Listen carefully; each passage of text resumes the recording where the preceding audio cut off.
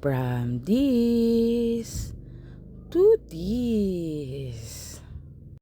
Ay charot, hindi po yan ang tunay na nangyari. Ganito po talaga.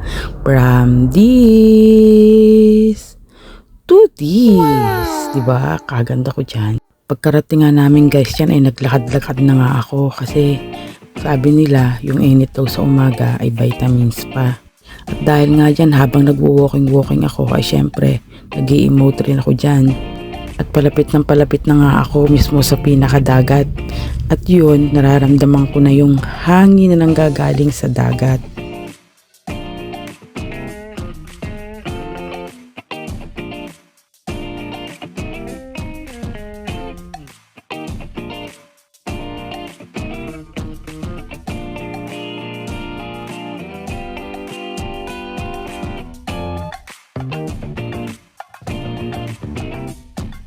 Nung nakalapit na nga ako sa mismong tubig dyan, sabi ko, ay kalamig pala at sobrang init pa.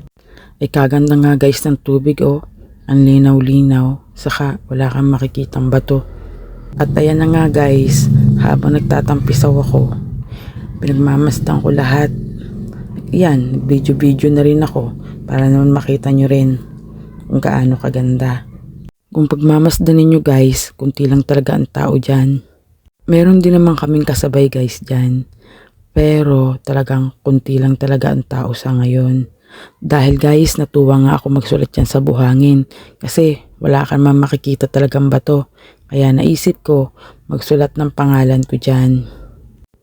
After nga yan guys, pumunta na ako sa cottage para kumain naman kami. Hindi na ako masyadong nag-video dyan guys.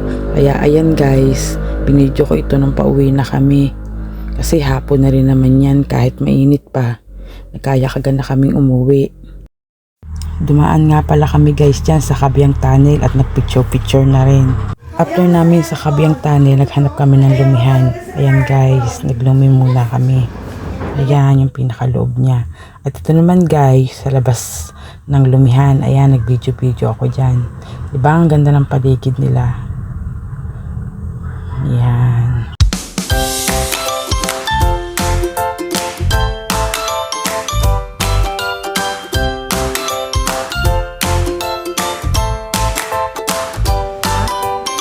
At ayan na nga guys ang lomi. Ayan, nag-umpisa na nga namin kainin yan.